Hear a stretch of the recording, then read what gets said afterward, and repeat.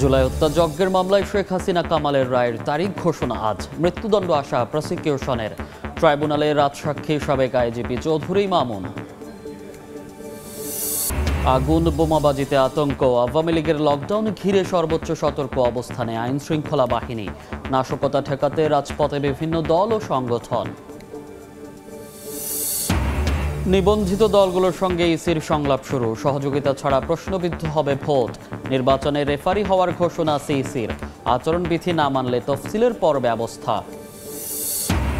জুলাই সনদ ও গণভোট নিয়ে সিদ্ধান্ত আসতে পারে আজ। দলগুলোকে আস্থায় নিয়েই চূড়ান্ত পরিণতি চায় সরকার। দুপুরে জাতির উদ্দেশ্যে প্রধান উপদেষ্টার ভাষণ। এবং নতুন কুড়ি বিজয়ীদের হাতে পুরস্কার তুলে দিলেন প্রধান উপদেষ্টা। শিশু কিশোরদের মেধা বিকাশে উদ্ভাবনী বিষয়েও জাতীয় প্রতিযোগিতা আয়োজনের নির্দেশ।